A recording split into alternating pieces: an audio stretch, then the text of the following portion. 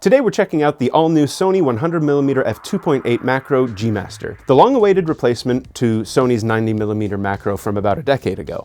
The 100mm is everything people loved about the 90mm, just tuned up a notch. It looks great, the focus clutch, autofocus, manual focus mechanism is very intuitive to use, and manual focus is buttery smooth. And it packs in all the features: an autofocus distance limiter, DMF selector, optical steady shot switch, strangely a second autofocus manual focus switch, a very manageable 67mm filter thread, and that oh so satisfying click-declick button. Because it's a G Master, you're going to get proper weather sealing for all those less than perfect shoot days, and because it's only 646 grams, using it is basically effortless. To really put it through its paces optically, I paired it up against its predecessor, the 90mm, and Tamron's 90mm that came out in 2024. Shooting wide open at f2.8, the 100mm is noticeably sharper than the Sony 90mm and is pretty much on par with the Tamron.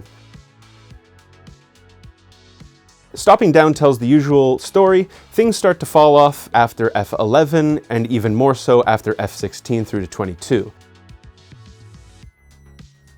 So of course 90mm is completely good enough for doing macro. Both of these lenses we're comparing the 100mm to prove that. However, they only have a 1:1 magnification ratio, whereas the new 100mm macro has a magnification of 1.4 times. The original Sony 90mm has more features than the Tamron, but at this point it's optically behind. So the decision for me really would be between the newer Tamron 90mm and this all-new Sony 100mm. If you're just getting into macro and want a good telephoto lens with decent autofocus, the Tamron is going to be killer value at roughly half the price. But if you are a hardcore macro enthusiast who wants the best shooting experience possible, the 100mm is going to be the move. The 100mm also has a trick that the 90s don't, and that is that it works with teleconverters. As I said before, on its own, the 100mm gets a magnification ratio of 1.4 times, and its minimum focus distance is 0.26 of a meter. Combine it with either a 1.4 or 2 times teleconverter, and you can push that magnification up to 2.8 times.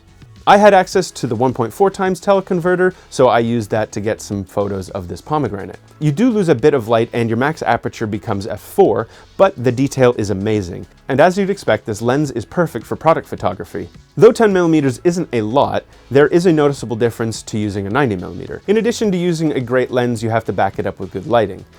I've been trying to get better at lighting clear objects, so this was a great opportunity to practice.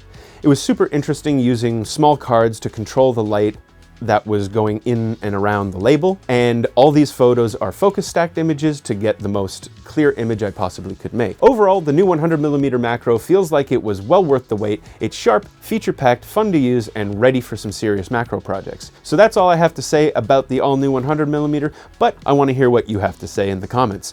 Are you still Team 90mm? If you enjoyed this video, give it a like and subscribe for more in the future. See you on the next one. Bye.